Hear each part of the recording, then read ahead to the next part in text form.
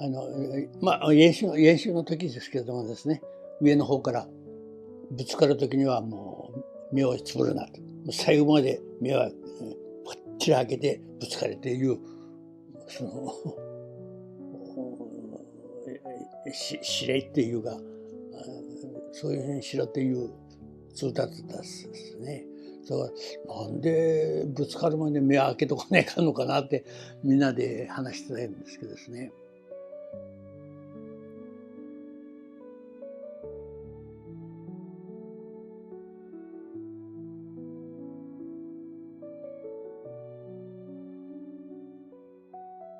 それで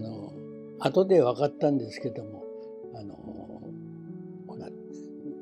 一番最後に出るこのチランと万世が特攻の基地だったですよね。一時部都城からも出たんですけども、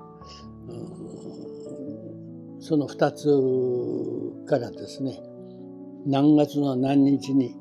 どんな飛行機で何機が沖縄方面にどこで飛行機が来るということはアメリカ軍にはもうみんな分かってたそうです。だから途中で待ち構えてるんですね。だからもう 99% 途中で落とされるんですよ。爆弾抱えてますからですね、旋回も急に旋回できないし、それからなんていう速度も遅いし、だから敵のアメリカの戦闘機からすればもうこれよりか落としやすい相手はいないんですね。反撃してこないからですね。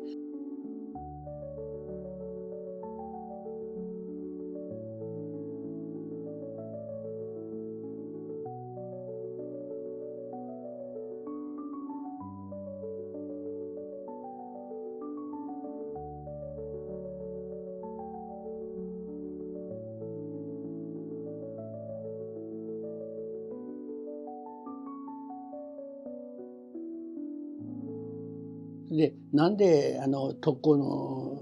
さっきあったみたいに飛行機がぶつかってそこまで行ったかって言ったらですね、たまたま雲があったりなんかして雲の中に逃げ込んだと、そういうのが生き残って目的地まで行かれたんですね。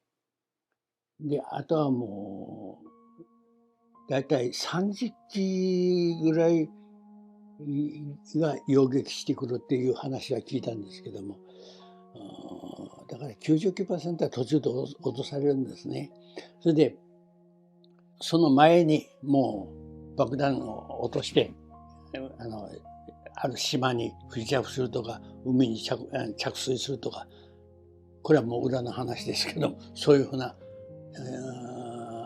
人もいるんですね。で、最後までやっぱり行こうと思った人間が途中で落とされると。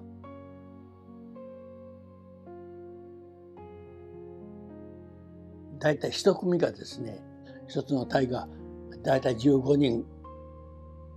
隊長以下15人ですね。それが2つ3つ寄り集まっていっぺんにチランから出ていくんですけども、そういう情報はもう全部筒抜けだからですね、そういうことは後で分かったんですけども、その当時分かったらとても私だって途中で逃げ出すかも分かりませんけどですね、分からないもんだから何にも上層部の言葉信じて行ったんですけどですね。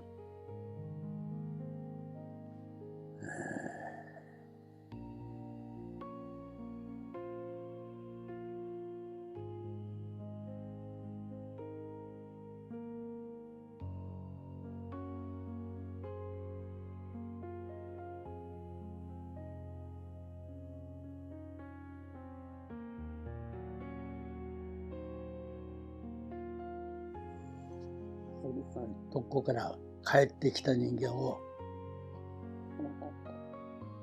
なんていうんですかね、再教育中か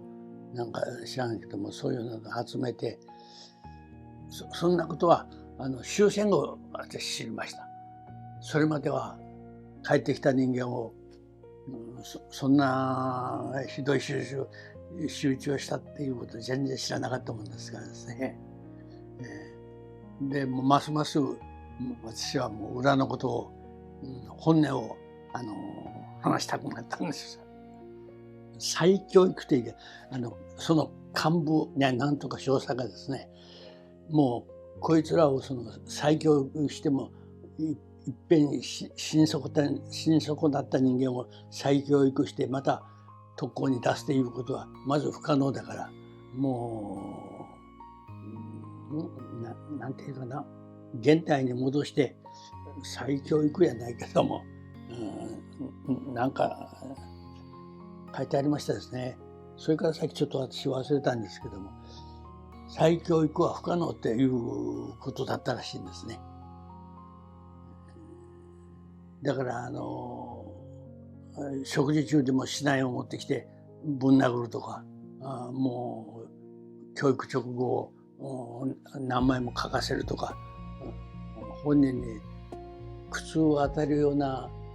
仕打ちをしたっていうことだったんですね。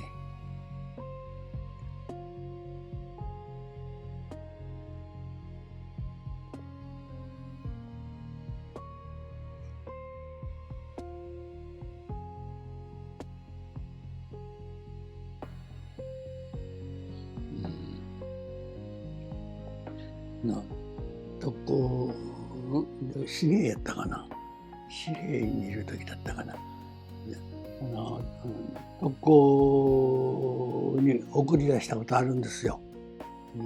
一つの隊をですね。その中にはもう14期ばっかりじゃなくて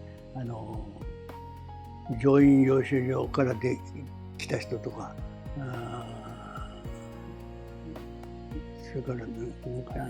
15機持っただろうね。とにかくもう混合で、階級はみんな5丁で同じですよね。飛び立っていったんですよ。そしたら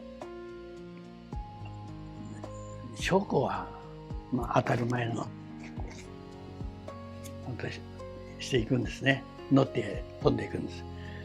あれ誰だったかわからんですけども、マフラーをねうわあ誰だねってみんないっぺんやりたかっただろうなってみんな言ってましたですね。みんなうわあやるなって言って送りましたですね。あれ誰だったのかね。